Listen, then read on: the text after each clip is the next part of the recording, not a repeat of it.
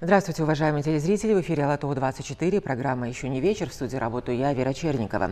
Текущая ситуация в энергетической отрасли, вопросы ее реформирования, тарифная политика. Эти и другие вопросы были обсуждены в ходе встречи президента Садыра Джапарова с руководителями, ветеранами и экспертами. Реформирование энергетической отрасли – тема программы «Еще не вечер».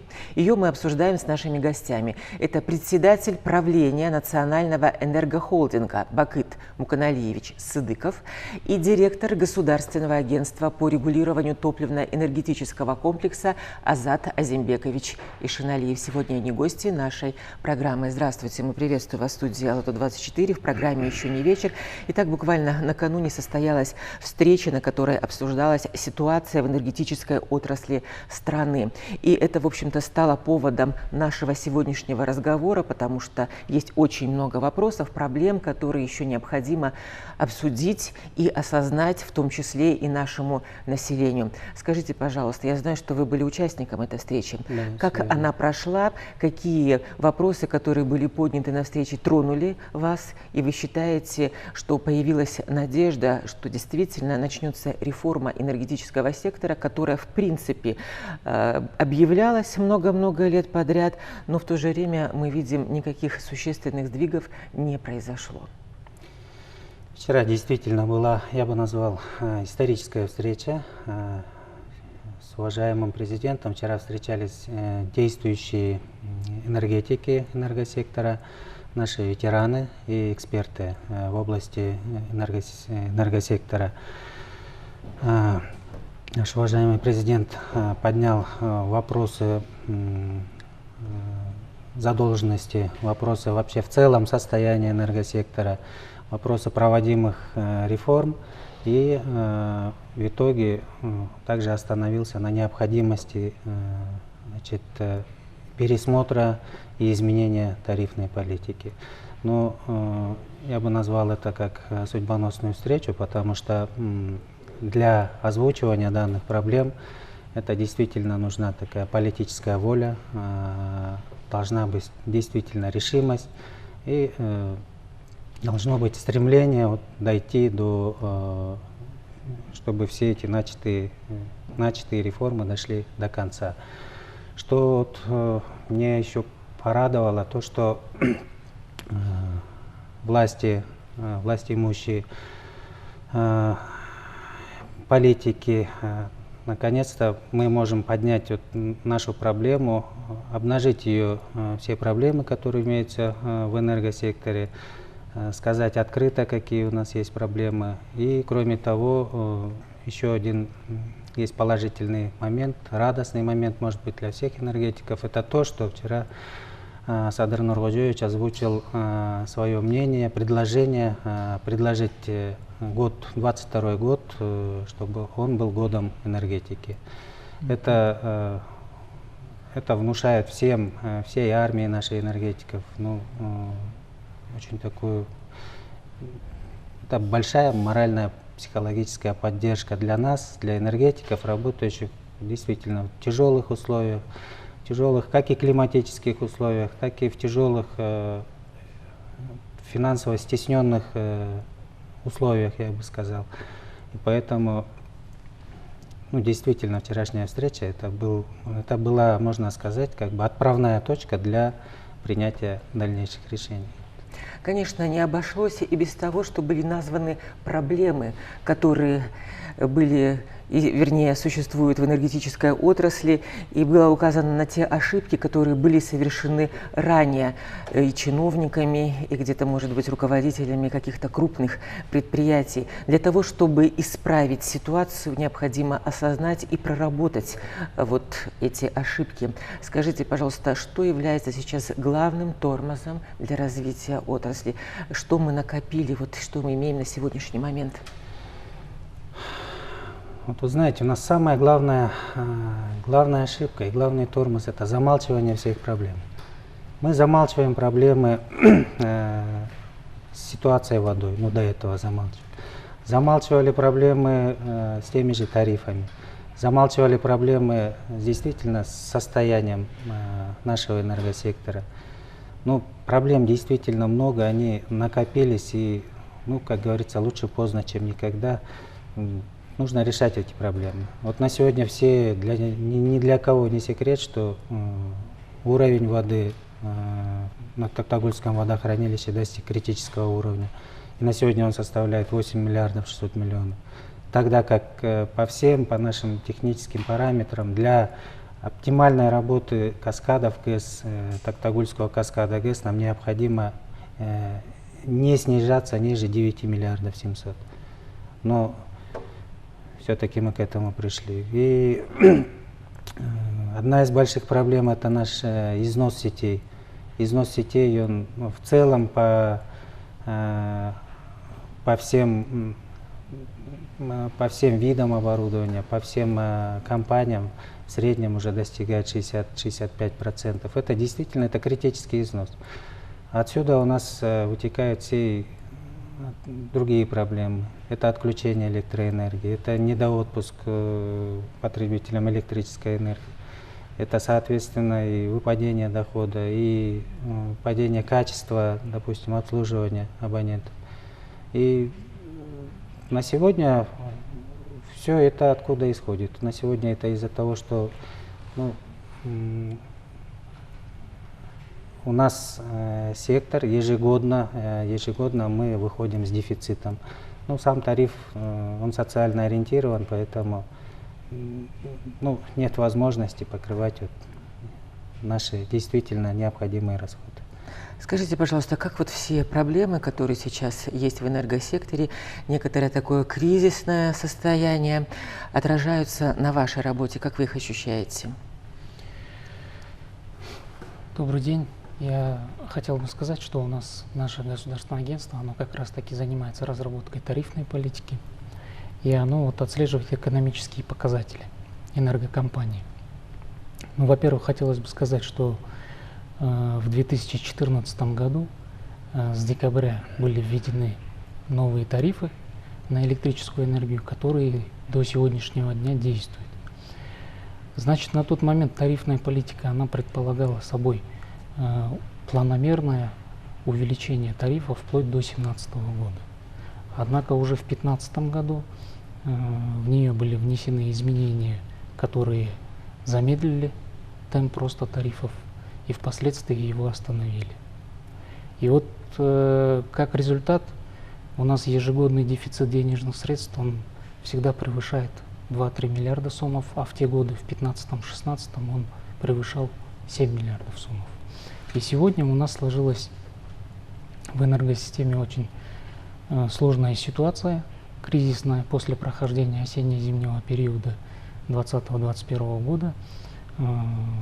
Как коллега отметил, катастрофически низкий уровень воды в водохранилище. Планируется дефицит электрической энергии на этот год порядка 3 миллиардов киловатт-час. И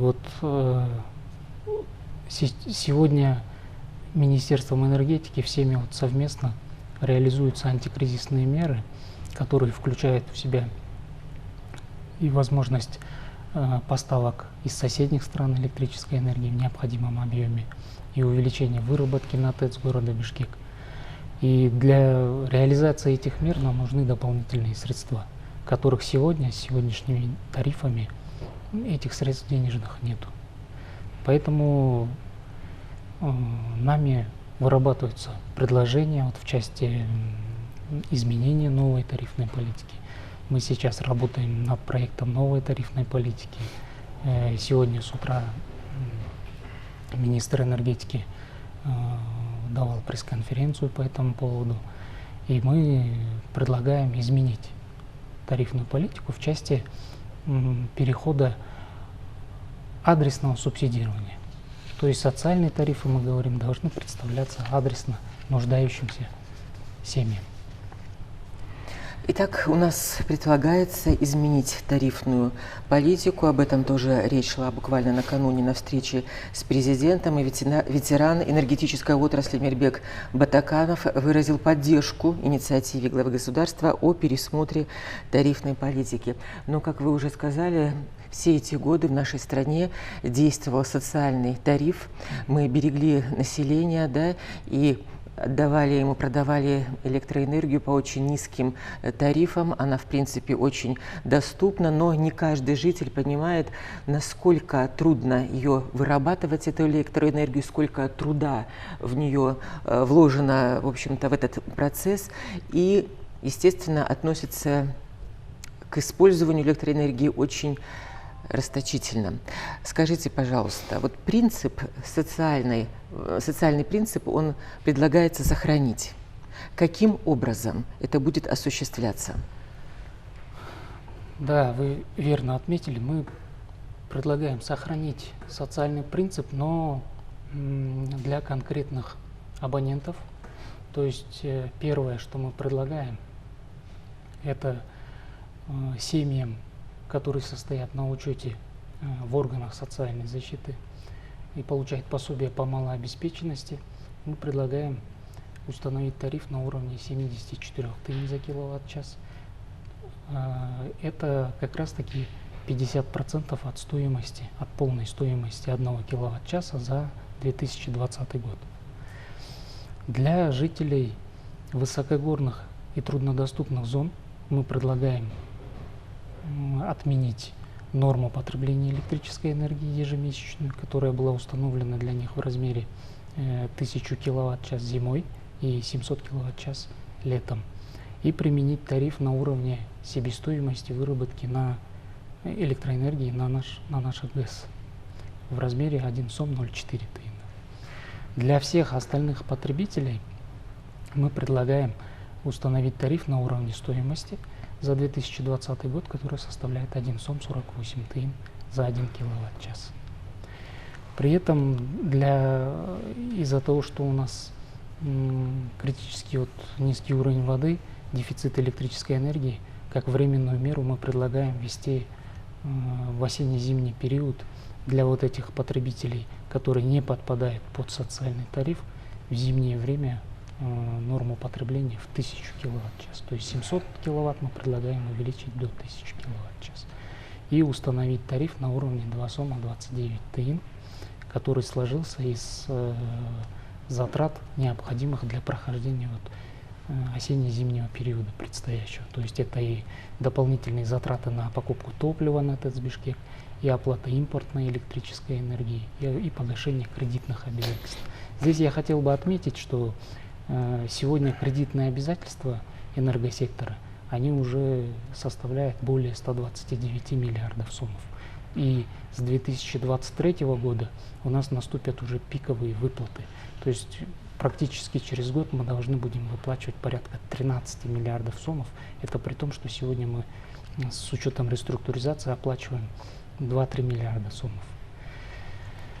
Что будет, если ничего этого не сделать, если оставить сегодня как есть? Мы спрогнозировали ситуацию и на среднесрочный период.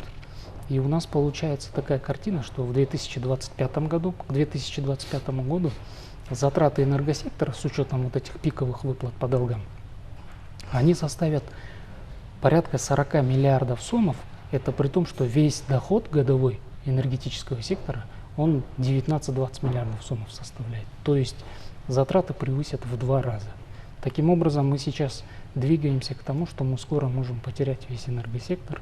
И очень такая сложная ситуация сложилась. Поэтому мы сейчас предлагаем, как вариант, такую тарифную политику. Но я хочу подчеркнуть, что это пока что на уровне обсуждения. Мы сейчас в соответствии с законодательством вынесем этот проект на общественное обсуждение. Естественно, будем все предложения рассматривать, обсуждать это с населением, с общественностью и с гражданским обществом. И ориентировочно мы думаем запланировать ввод новых тарифов после прохождения всех процедур на август 2021 года. Конечно, то, что вы называете цифры по выплатам обязательств, это очень важно на уровне государства, но для нас, потребителей, важно, чтобы у нас всегда был свет, тепло, и, в общем-то, мы даже себе представить не можем, что из-за каких-то долгов, из-за невыполнения каких-то обязательств мы будем лишены вот этого блага, которым мы пользуемся каждый день, и особенно в осенне-зимний период. Наша жизнь без электричества практически невозможна, как в крупных городах, так и в сельской местности. Изменение тарифной политики – это одна из мер, которая обсуждалась вчера на встрече с президентом. Но я знаю, что вы со своей стороны тоже сделали ряд предложений. Пожалуйста, расскажите о них. Перед Национальным энергетическим холдингом также стоят задачи, которые нам необходимо решать. Это в первую очередь нам нужно проводить реформы. Всегда говорим, что каждый новый руководитель говорит реформы, но в этот раз реформы должны быть действенные. И я думаю, что по итогам года население, общественность эти реформы уже заметит. То, что вчера обсуждалось, я могу сейчас еще раз повторить, это я не предлагал, у нас стоят задачи по разгрузке управленческого сектора, по разгрузке управленческой нагрузки сектором. То есть мы снижаем количество членов генеральной дирекции. Кроме того, по корпоративному подходу мы по советам директоров делаем объединенный совет директоров для всех наших компаний, объединенную ревизионную комиссию. Эти шаги дадут нам, во-первых, снижение штатной численности, во-вторых, более эффективную и оптимальную работу самого сектора. Кроме того, перед холдингом стоит одна из главных задач – это организация и внедрение в работу единого центра закупок. Если пояснить простыми словами, то получается так. У холдинга есть 9 дочерних компаний, каждая из которых занимается государственными закупками, производит закупки. В целом по году объем этих государственных закупок достигает по энергосектору 9,5 миллиардов сомов. Что получаем мы в данном случае, когда закупки производятся один и тот же вид товара, допустим, счетчик, скажем, простыми словами, закупается в разных 4 разбредкомпаниях.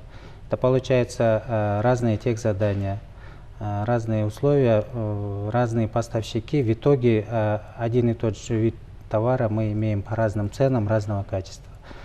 И вот это объединение его под эгидой Национального энергохолдинга, в рамках Национального энергохолдинга дало бы, во-первых, единообразие товаров, закупку непосредственно от заводов-изготовителей и, соответственно, снижение закупаемой цены. В целом, по нашим примерным подсчетам, организация единого центра закупок дала бы нам экономию денежных средств в размере от 10 до 15%. Но если взять в целом от 9,5 миллиардов сомов годовых закупок, это порядка мы обошлись, тот же объем мы могли бы купить товаров за 8 миллиардов, соответственно, от миллиарда до 1,5 миллиардов была бы экономия, которая могла бы быть направлена на другие цели энергосектора, на тоже, допустим, обновление сетей, реконструкцию и так далее. Кроме того, наши абоненты сталкиваются с такими трудностями, как сложность подключения к сетям. У нас действительно есть некая такая забюрокраченность в процедуре подключения к сетям.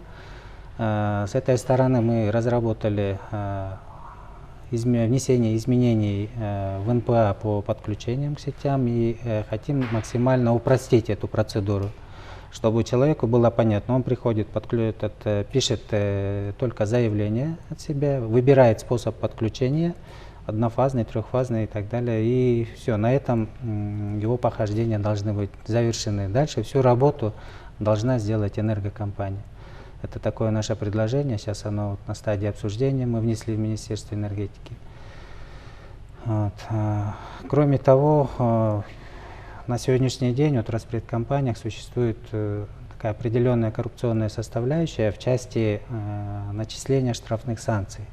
Потому что здесь инспектор волен варьировать, и при нахождении каких-либо нарушений у абонента он может варьировать. Он может говорить: давайте возьмем по сечению кабеля, давайте возьмем по, допустим, по уставке автомата, коммутационного аппарата, либо от последнего посещения и так далее. И здесь начинаются вариации, которые вот порождают вот эти коррупционные проявления. И То здесь есть человеческий фактор, он есть еще человеческий присутствует. фактор, да. И что вы предлагаете? Мы также разработали свое видение, свое положение, внесли в министерство, будем совместно это рассматривать. Наша цель упростить процедуру штрафов, чтобы при, допустим, если по каким-то обстоятельствам абонент нарушит правила пользования электрической энергией, чтобы было все понятно и доступно. Я бы привел здесь пример умного города, штраф за ДТП. Здесь все четко и понятно. Вид нарушения, определенная сумма. Здесь, то есть, уже не получится договариваться, играть, изменять эту сумму. И то же самое, если, к примеру, оплачиваете за определенное время, то есть в течение 2 недель, эта сумма штрафа может, допустим, снизиться вдвое, наполовину. Такие простые, понятные вещи мы сейчас предлагаем, но это все, еще раз скажу, на стадии обсуждения. Но я думаю, в ближайшее время мы это все разработаем, внедрим и облегчим жизнь как себе, так и нашим потребителям. Ну что ж, показания счетчиков тоже иногда передаются неправильно, да, и у нас были в энергосекторе такие проекты, когда внедрялись умные счетчики, когда показания автоматически, да, передавались, или контролеры снимали их на высоких столбах, но, к сожалению, это не прижилось, и все вернулось на круги своя. Появились контролеры, которые сейчас обходят жилой сектор и снимают показания. Скажите, пожалуйста, в каком случае мы сможем экспортировать электроэнергию? На сегодняшний день реализуется проект КАСА-1000. Данный проект предполагает собой межгосударственные связи, межгосударственные энергетические связи между Кыргызстаном, Таджикистаном, Афганистаном и Пакистаном. То есть она предполагает экспорт кыргызской и таджикской электроэнергии в такие страны, как Афганистан и Пакистан. Но дата старта данного проекта в работу — это 2023 год. Вот до 2023 года у нас стоит задача подтянуть нашу генерацию в части увеличения выработки электроэнергии. На сегодняшний день я могу сказать, что вот прошедший осенне-зимний период, он был отмечен тем, что выработка, возможности нашей генерации, они сравнялись с потреблением. И мы прошли осенне-зимний период без резерва. Кроме того, я озвучу еще одну цифру. Мы в этом году зимой мы достигли рекордного пика по потреблению, по суточному потреблению, и эта цифра достигла 74 миллионов киловатт-часов за сутки. Никогда такого в истории не было. Ежегодно, да, потребление растет, но генерация, к сожалению, не успевает по изначально сказанным причинам. Но, тем не менее, у нас на сегодняшний день проводятся работы по реабилитации, по модернизации наших вырабатывающих станций. Это вот реабилитация на Токтагульской ГЭС, это замена гидроагрегатов, оборудования на Атбашинской ГЭС, это начало работ на Учкурганской ГЭС, и ведутся также работы по монтажу второго гидроагрегата на Камбаратинской ГЭС-2. Ну, по завершению данных проектов к 2025 году мы можем получить дополнительно до 400 мегаватт электрической мощности. Это нам будет в подпор. Но по КАСе-1000, сразу отмечу, это наш коммерческий проект. Мы возлагаем на него очень большие надежды. Это будет тот проект, который также поможет, значит, энергетику ввести дополнительные финансовые средства, оздоровить ее. И тот проект еще хорош тем, что кроме значит, экономически обоснованных тарифов на продажу электроэнергии, мы еще продаем ее в летнее время, когда это мы еще можем себе позволить. Вот.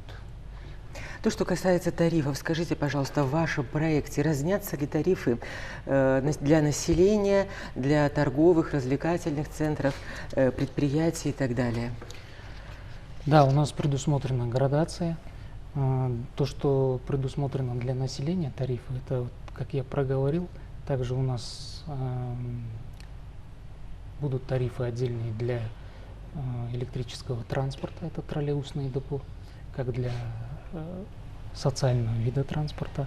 Для них предусмотрен отдельный тариф, это 1 сом 68 копеек. И такой же тариф предусмотрен для категории детские дома и интернаты. В целях поддержки мы предлагаем для них более такой сниженный тариф 1 сом 68 копеек. Для всех остальных небытовых потребителей мы предлагаем тариф 2 сома 38 тин за киловатт-час. Значит, откуда он взялся? Это тот тариф, который сегодня действует, скорректированный на уровень инфляции. И отдельно мы предложили выделить энергоемких потребителей, таких как золоторудные месторождения, субъекты майнинга криптовалюты, и повысить для них тариф до уровня себестоимости выработки на ТЭЦ города Бишкек с учетом ее доставки до потребителей, которая составит 4 сома 76 тин. Скажите, пожалуйста, предполагаемая реформа тарифной политики как изменит состояние энергетической отрасли страны? Вы знаете, если нам удастся реализовать новую тарифную политику, то все, что Бахыт Муканалиевич говорит, весь вот этот пакет реформ, он основывается именно на экономической составляющей. То есть и тот же проект ГАЗ-1000, и возможности для накопления воды, для экспорта электроэнергии, и другие проекты по строительству новых гидроэнергетических сооружений. И в том числе вот сейчас есть хорошие планы по развитию возобновляемых источников энергии, таких как ветровые станции, солнечная электроэнергия. Все это зависит от размера тарифов на электрическую энергию. То есть если сегодня мы оставим все как есть, не будем ничего менять, то реализовать вот этот пакет реформ будет крайне сложно. И никакой инвестор, он никогда при таких низких тарифах он не придет. Поэтому мы надеемся, вот, то, что нам придало больше надежд слова уважаемого президента, что следующий год будет объявлен годом энергетики. Мы надеемся, что вот именно энергосектору будет уделено большое внимание, и с реализацией тарифной именно политики новой энергосектор нам удастся вывести на новый уровень. Скажите, пожалуйста, вот обращаясь к населению, есть ли у вас какие-то мысли сказать им, нашим жителям? Я всегда вот при такой возможности всегда говорю, давайте относиться к электроэнергии с уважением. Да, многие могут говорить, что электроэнергия дана Богом, что она должна быть вплоть до того, что она должна быть бесплатной. Но поймите, это совершенно не так, это глубочайшее заблуждение. За вот этим светом, который здесь сейчас горит, за теми благами, которыми мы пользуемся с помощью электроэнергии, стоит неустанный и очень громадный, ответственный труд сотен и тысяч энергетиков. Поэтому просьба вот, не только к энергетикам, вообще отнестись вообще к электроэнергии очень уважительно. Ее необходимо экономить, ее необходимо беречь и необходимо в целом относиться с уважением. Большое спасибо вам, что вы пришли к нам в студию, поделились своим мнением, предоставили новую информацию для размышления. Уважаемые телезрители, напоминаю, что мы беседовали с председателем правления Национального энергохолдинга Бакытом Муканалиевичем Сыдыковым и директором Государственного агентства по регулированию топливно-энергетического комплекса Азатом Азимбековичем Ишиналиевым. Оставайтесь на Лото 24. Всего доброго.